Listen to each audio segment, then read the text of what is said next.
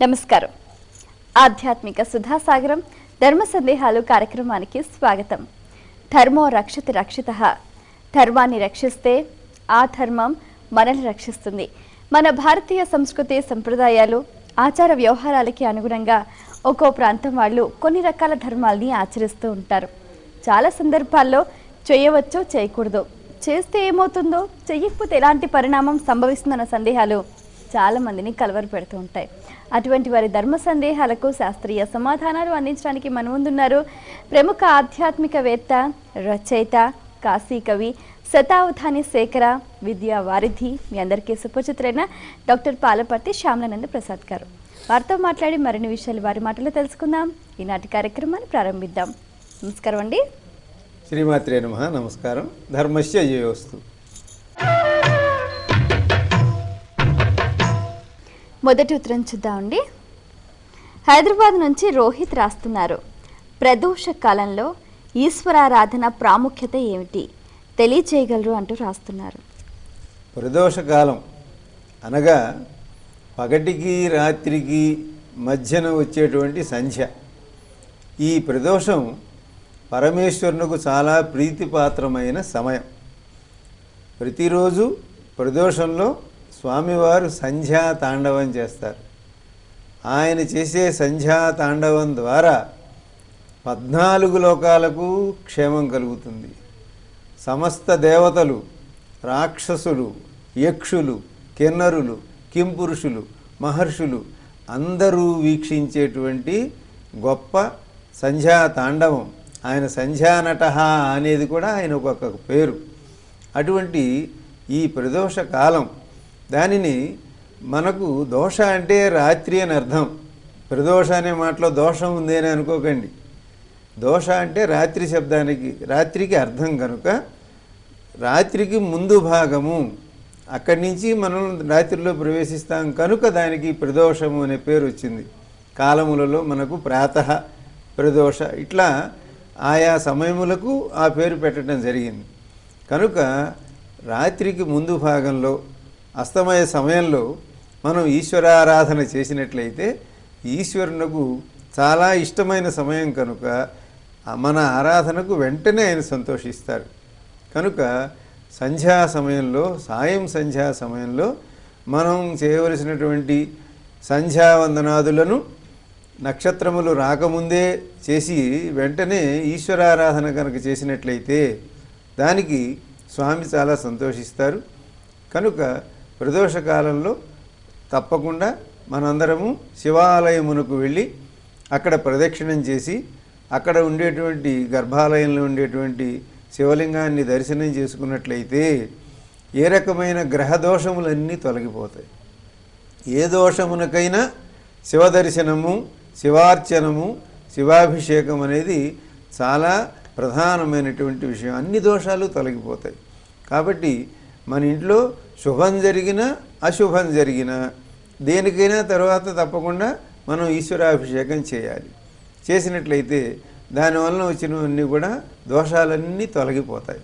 కాబట్టి స్వామివారికి మనం చేసేటువంటిది సాయంకాల సమయంలో శివ పూజ, శివ దర్శనము, ఇవన్నీ కూడా మరింత మనకు స్వామివారిని సాన్నిహిత్యంగా దగ్గరగా ఆయన వెంటనే మనని అనుగ్రహించే విధంగా చేస్తాయి. కాబట్టి ప్రదోషకాలంలో ఈశ్వరారాధనం అనేది, శివ దర్శనం అనేది మనందరికీ క్షేమాన్ని కలిగిస్తుంది.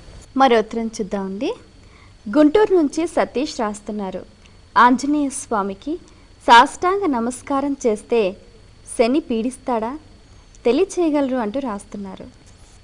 మనకి తెలుగులో చెప్పినట్లుగా, అలాగే సంస్కృతంలో కూడా పెద్దలు ఏం చెప్తారంటే అతి స్నేహ పాపశంకి అని చెప్తారు. మనకి బాగా ఆత్మీయులైన వారు, మనకి బాగా ఇష్టమైన వారి విషయంలో మన మనసు ఎప్పుడు అపశకునం. అంటే మన బంధువులు, మిత్రులు, బాగా మనకి ఇష్టమైన వాళ్ళు రోడ్డు మీద వెళ్తుంటే వాళ్ళకి ఏదో ప్రమాదం జరిగినట్లు, వాళ్ళకి ఏదో జ్వరం వచ్చినట్టు, జలుబు చేసినట్లు అనుకోకుండా మనకి తెలియకుండానే మనకు వాళ్ళ మీద ఏదో వాళ్ళకేదో జరిగిన భయం కలుగుతూ ఉంటుంది. దాన్ని పాపశంక అంటారు. కాబట్టి అది ఎందుకు జరుగుతుందంటే అతి స్నేహ, వారి ఎందుండే సాన్నిహిత్యం చేత. మన పక్కింటి వాళ్ళకు, వేరే వాళ్ళకు ఏదో వచ్చినా వాళ్ళకి 110 జ్వరం వచ్చినా మనం పట్టించుకో జ్వరం మామూలే అందరికీ అంటాం. కానీ మన వాళ్ళకి ఎవరికైనా కొంచెం కాస్త 99 రాగానే కంగారు పడిపోతాం. అట్లా మనం ఆంజనేయ భక్తులమయ్యి ఆంజనేయ స్వామి యొక్క అనుగ్రహంతో బుద్ధి, బలం, యశో, ధైర్యం, నిర్భయత్వం, అరోగత ఇవన్నీ ఇస్తారు మనకి స్వామివారు. ఆ స్వామివారిని సాష్టాంగ నమస్కారం చేస్తే శని పట్టుకుంటాడని ఇట్లాంటి భయాలు ఏమీ పెట్టుకోవద్దు. స్వామివారికి మనం నమస్కారం మామూలుగా చేయండి, సాష్టాంగంగా చేయండి. ఆయనను ఆదర్శంగా తీసుకుని మనం ప్రవర్తించాలి. అది ప్రధానం. రామాయణంలో కనపడేటువంటి ఆంజనేయుడు ఎన్ని విధాలుగా మనకు కావలసినటువంటి ఎంత ప్రతిభావంతుడో, ఎంత శక్తిమంతుడో అంత వినయ విధేయతలతో, అంత మౌనంగా, అంత కార్యశీలతతో, కార్యశూరతతో ఉన్నాడు. అవన్నీ హనుమద్భక్తులకు వస్తాయి, రావాలి. అందువలన ఆ విధంగా స్వామివారికి సాష్టాంగ నమస్కారం చేస్తే ఎటువంటి తప్పు లేదు. దానికి శనీశ్వరుడు బాధపడతాడనో, కోపపడతాడనో, పట్టుకుంటాడనో, శని పట్టుకున్నా కూడా వెళ్ళిపోతాడు. అంతే తప్ప శనీశ్వరుడు ఎందుండే మనకు అనవసరమైన భయాల చేత శని మనందరికీ కూడా మేలు చేసేటువంటి వాడే. మనల్ని కష్టపెట్టి మనందరం జాగ్రత్త పడేట్టుగా చేస్తూ ఉంటాడు. హనుమంతునకు, ఆంజనేయునకు సాష్టాంగ నమస్కారం చేస్తే శని పట్టుకుంటాడనే సందేహం కానీ భయం కానీ వద్దు. తప్పకుండా హనుమద్భక్తులమై ఆయన దారిలో మనం నడుద్దాం. మరో ఉత్తరం చూద్దామండి. చీరాల నుంచి లక్ష్మీకుమారి రాస్తున్నారు. దేవునికి నివేదించిన నైవేద్యాన్ని మనం ఎప్పుడు తినాలి తెలియజేయగలరు అంటూ రాస్తున్నారు. దేవుడికి నివేదించిన నైవేద్యం దాన్ని మహానైవేద్యం అంటాం, అవసర నైవేద్యం అంటాం. ఒక పూజ చేసేటప్పుడు షోడశోపచారములలో నైవేద్యం ఒక భాగంగా ఒకటి వస్తుంది కాబట్టి అప్పటికప్పుడు మనం చిన్న బెల్లం ముక్కో, ఒక అరటిపండు, అక్కడ ఉన్నటువంటి వాటిలో ఏదో ఒక నైవేద్యం పెట్టేదాన్ని అవసర నైవేద్యం అంటారు. వంట మొత్తం పూర్తి కాకపోతే అందులోంచి ఏ పాయసమో తీసుకొచ్చి అంతవరకు నైవేద్యం పెడతారు. ఆ తర్వాత మహానైవేద్యం అని మనం ఇంట్లో ఆ రోజు వండుకున్నటువంటి పప్పు, కూర, పిండి వంటలు ఇటువంటివన్నీ తెచ్చి ఆ రోజు చేసినవి, కూరగాయ పచ్చడి అవి మనం ఆయనకు నైవేద్యం పెట్టకూడదు. ఆ రోజు అప్పటికప్పుడు చేసినవి, శుచిగా చేసినటువంటి వాటిని కొంచెం కొంచెం పెట్టి అది నైవేద్యంగా, మహానైవేద్యంగా పెడతాం అనుకోండి. ఆ పెట్టినటువంటివి మనం మళ్ళీ ఆహారం ఇంట్లో తినే యజమాని, అతిథులు వీరందరికీ కూడా ముఖ్యంగా యజమాని ఆ పదార్థాలన్నింటినీ తాను చేసే భోజనంలో కలుపుకొని తినాలి. అదే ప్రసాద రూపంగా చేసే ఉంటాయి. పులిహోర, దద్దోజనం, చక్ర పొంగలి, అలాగే సత్యనారాయణ స్వామి వారికి చేసేటువంటి సత్యనారాయణ స్వామి వ్రత ప్రసాదం, ఇటువంటివి భోజనానికి ముందే వరుసగా అందరూ భోజనం చేయబోయే ముందు ఆ వ్రత తీర్థం అలాగే ఈ ప్రసాదం వాటిని తిన్న తర్వాత భోజనం ప్రారంభించాలి. భోజనం మధ్యలో, భోజనం తర్వాత తినడం అనేది అది సంప్రదాయం, పద్ధతి కాదు. తీర్థప్రసాదములు స్వీకరించిన తరువాత మన భోజనం మనం చేయాలి. ఆ విధంగా ఈ రకమైన పదార్థములు ప్రసాదం అయితే ఇట్లాగూ మనం చేసేటువంటి నైవేద్యం అనే మాట ఉపయోగించారు ఆ ప్రశ్నలో. కాబట్టి రోజు మనం నైవేద్యం పెట్టాలి. మన ఇంట్లో మనం ఏది తిన్నా నివేదన చేసే తినాలి. కాబట్టి ఆ నివేదన చేసేది ఎవరు అంటే ఇంటి యజమాని. ఇంట్లో నైవేద్యం పెడతారు, లేకపోతే ఆయనకు కుదరకపోతే యజమానురాలు ఆవిడ పెడుతుంది, ఇల్లాలు పెడుతుంది. దానిని ఇంటి యజమాని తినాలి. ఆ పదార్థములు కలుపుకొని మిగతా అవే పదార్థములు దేవుడికి పెట్టినవే మనం తింటాం కనుక మళ్ళీ మనం ఇంత పప్పు ఇంత కూరతో మళ్ళీ అంత పప్పు అంత కూర కలుపుకొని మనం తినాలి. కనుక అది నైవేద్యానికి సంబంధించిన సమాచారం. ప్రసాద రూపంగా అయితే ముందు తీర్థప్రసాదములు తీసుకుని భోజనం చేయాలి. మరి ఉత్తరం చూద్దామండి. విజయవాడ నుంచి సావిత్రి రాస్తున్నారు. కోడలు గర్భవతిగా ఉన్నప్పుడు ఇంట్లోని వారు వ్రతాలు చేయవచ్చా తెలియచేయగలరు అంటూ రాస్తున్నారు. కోడలు గర్భవతిగా ఉంటే ఇంట్లోని వారు 3వ మాసం వరకు లేదా ఇంకా అత్యవసరమైన విషయం అనుకున్నట్లయితే 6వ మాసం లోపు తప్ప ఆ తర్వాత చేయకూడదు. అప్పటి నుంచి ఇంకా వాళ్ళ ఇంట్లో ప్రసవం అయ్యే వరకు కూడా వీటన్నింటినీ వదులుకుని గర్భవతి యొక్క క్షేమ సమాచారం వీటి ప్రవర్తన ఎందు మాత్రమే వారికి కావలసిన విషయంలో జాగ్రత్తగా ఉండే విధంగా ఈ నియమం ఏర్పాటు చేయబడింది. కాబట్టి ఆ కోడలు కనుక ఆ వంశం వారికి, ఆ ఇంట్లో వారికి అందరికీ కూడా జాతాశౌచం అనగా ఇంకా 7వ నెల నుంచి ఎప్పుడైనా ప్రసవం జరగచ్చు. సంపూర్ణమైనటువంటి అవయవములు లోపల ఏర్పడుతూ ఉంటాయి. అందువలన 3వ నెల వరకు లోపల ఈ వ్రతములు ఇవి ఆచరించుకోవడం, 3వ నెల వరకు కూడా అసలు పూర్వం గర్భవతి అవునా కాదా అనే విషయం తెలిసేది కాదు. ఇప్పుడున్న సాంకేతిక పరిజ్ఞానంతో వెంటనే తెలిసినప్పటికీ అప్పటికి తెలిసేది కాదు. కాబట్టి అప్పటి వరకు కానీ ఆ తర్వాత ఈ వ్రతములు లాంటివి చేయకుండా ప్రసవానంతరం మాత్రమే జరపడం అనేది సంప్రదాయం. ఆ విధంగానే జరపాలి. అప్పుడు మాత్రమే ఇంట్లో ఆమెకు ఒత్తిడి లేకుండా ఉంటుంది. కోడలు పనిపాట్లన్నీ చేయవలసి రావటం కానీ ఇవేమీ లేకుండా ప్రశాంతంగా క్షేమంగా ఉండటానికి వీలుగా ఉంటుంది. మళ్ళీ కొంత నెలలు వచ్చాక పుట్టింటికి వెళ్ళటం, ఆ అమ్మాయి ఉండి తీరాలి అక్కడ, కాబట్టి ఇత్యాది కారణాల వల్ల ఇవి పనికి. మరి ఉత్తరం చూద్దామండి. వరంగల్ నుంచి పద్మ రాస్తున్నారు. ఆలయాల్లోని దేవతలు కళ్ళు మూసుకొని ఉంటారు ఎందుకు, వివరించండి అంటూ రాస్తున్నారు. అసలు దేవతలకి కనురెప్పలే లేవు, వాళ్లకు అనిమిషులు అని పేరు. మనం మనలాగా దేవతలు ఉంటారనే ఉద్దేశంతో మనలాగా కాళ్ళు చేతులు, మనలాగా ఆకార వికారాలన్నింటినీ ఏర్పాటు చేస్తూ వాళ్ళు కళ్ళు మూసుకున్నట్టుగా ఎవరైనా ఉంటే, ఇప్పుడు బుద్ధ భగవానుడు లాంటి వాళ్ళైతే వాళ్ళు మానవులై ఉండి వాళ్ళు ఆ స్థితికి చేరుకున్నారు. కాబట్టి ఆ మానవ దేహం కనుక కళ్ళు మూసుకుని ఉండటం ఇటువంటివి మనం అంగీకరిస్తాం. కానీ ఆలయాల్లో ఉండేటువంటి అమ్మవారు కానీ అయ్యవారు కానీ వాళ్ళు అసలు వాళ్ళకి కనురెప్పలే ఉండని వాళ్ళే దేవతలు. అనిమిషులు అంటే నిమిషము అంటే కనురెప్ప, అది వారికి ఉండదు. అందుకని రెప్పపాటు ఉండదు వారికి. రెప్పపాటు లేని వారు కళ్ళు మూసుకొని ఉండటం అనేది అది మనకు వారి దేహ స్వరూపాన్ని బట్టి సాధ్యమయ్యే విషయం కాదు. కనుక మనం మనలాగా ఉంటారు అని వారి యందు ఆ శిలా విగ్రహమునందు అనుష్ఠానముల చేత అన్ని విధములుగా ఆ శక్తిని ప్రసరింపజేసుకుని ఆ దర్శనం చేత దాన్ని మనం పొందుతున్నాం.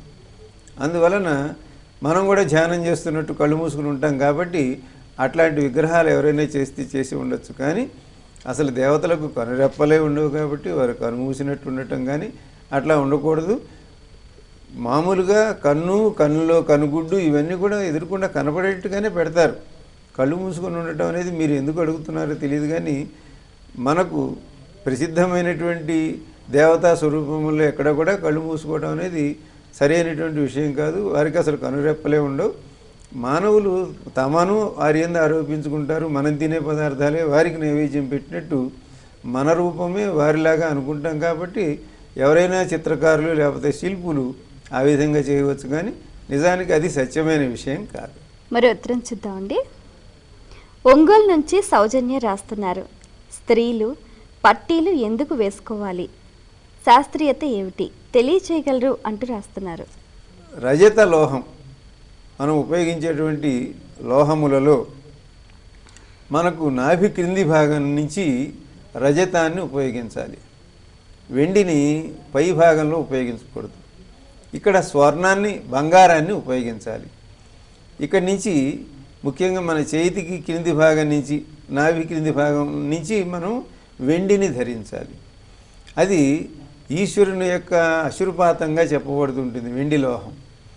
అది దానికి కాలికి పెట్టుకున్నప్పుడు కాలి పట్టీలు మట్టెలు వీటన్నిటి వెనుక కూడా ఆరోగ్యపరమైనటువంటి విషయములు ఉన్నట్లుగా మన పెద్దలు చెప్పిన దాన్ని ఇప్పుడు వైద్యశాస్త్రం కూడా అంగీకరిస్తున్నది. మన శరీరంలోకి రక్త ప్రసారం పైనుంచి క్రిందికి నిరంతరము సాగుతూ ఉండేటువంటి సందర్భంలో ఆయా కొన్ని ప్రధానమైనటువంటి నరములు అవి హృదయానికి చేరేవి, మన శరీరంలో ప్రధానమైన అవయవముల లోపలికి వాటిని నియంత్రించేటువంటివి. వాటిని అక్కడ ఈ లోహమును స్పృశింపజేయటం ద్వారా వారికి నిత్యకృత్యములలో వారు చేసే పనిపాట్ల ద్వారా ఆయా అవయవములకు జరిగే రక్త ప్రసారం విషయంలో కానీ వాటికి నష్టం లేకుండా ఉండటం, వాటికి ఉత్తేజం కలగటం, వీటి కోసం ఇవి ఏర్పాటు చేయబడ్డాయి. కేవలం స్త్రీలు ధరించడం అనేది ఒక ఆచారంగా ఉన్న పూర్వం పురుషులు కూడా ధరించేవారు. కాలికి కడియం ఉండటం అనేది మామూలుగా వ్యవసాయదారులు కానీ చదువుకునేవారు అందరికీ ఉండటం ఒకటి. కవులు, పండితులు, గాయకులు మొదలైన వారికి కూడా గండపెండేరములు వాళ్ళకి కూడా కాళ్లకు ఇవి ధరించటం అనేది ఒక గొప్ప గౌరవంగాను సత్కారంగాను. ఒక రాజు 10 మంది రాజుల్ని జయిస్తే వాళ్ళ తలల బొమ్మలన్నీ పెట్టుకుని కాలికి ఒక కడియం వేసుకోవటం అంటే వాళ్ళందరూ తన పాదాలపై పడ్డారు, తన పాదాశ్రితులై ఉన్నారనేది ఒకటే కాకుండా అక్కడ లోహం యొక్క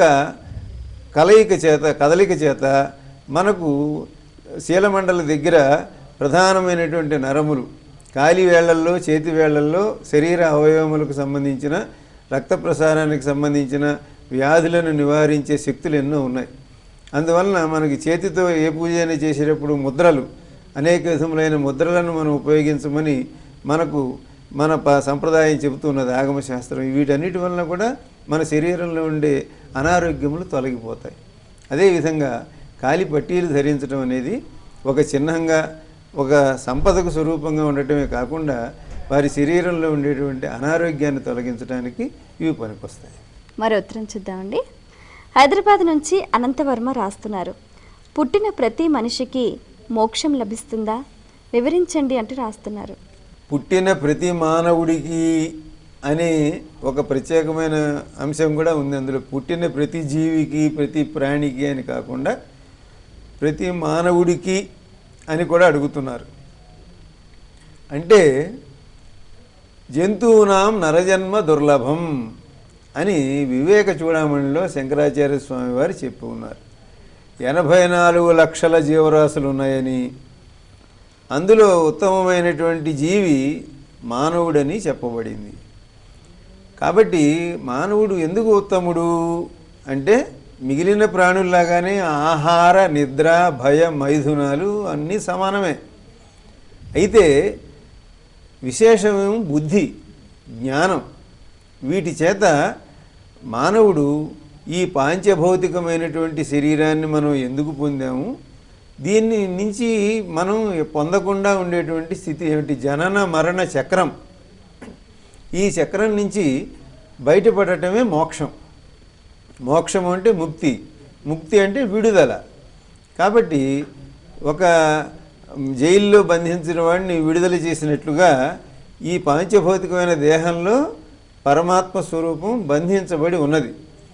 ఈ బంధించబడినటువంటి పరబ్రహ్మ స్వరూపాన్ని మళ్ళీ పరబ్రహ్మములో లీనం చేయటం, ఐక్యం చేయటం అనేటువంటిది మోక్షంగా చెప్పబడుతుంది. కాబట్టి అన్ని ప్రాణులకు మోక్షం లభించడం అంటే, లేకపోతే మానవులందరికీ మోక్షం లభించడం అంటే అది ప్రయత్నం చేయకుండా కుదరదు. ఎందుకంటే మనం చేసినటువంటి పాప పుణ్యముల యొక్క ఫలితాలను మళ్ళీ అనుభవించడానికి మళ్ళీ మనం జన్మించవలసి ఉంటుంది. కాబట్టి చేసిన పాప పుణ్యముల యొక్క శాతాన్ని బట్టి ఈసారి మళ్ళీ మానవ జన్మ రావాలని లేదు. ఈసారి మనకి పిల్లి జన్మో, కుక్క జన్మో రావచ్చు. ఇంతకుముందు అటువంటి ఎన్నో జన్మలు ఎత్తి మానవ జన్మ ఇప్పుడు తెచ్చుకుని ఉండొచ్చు.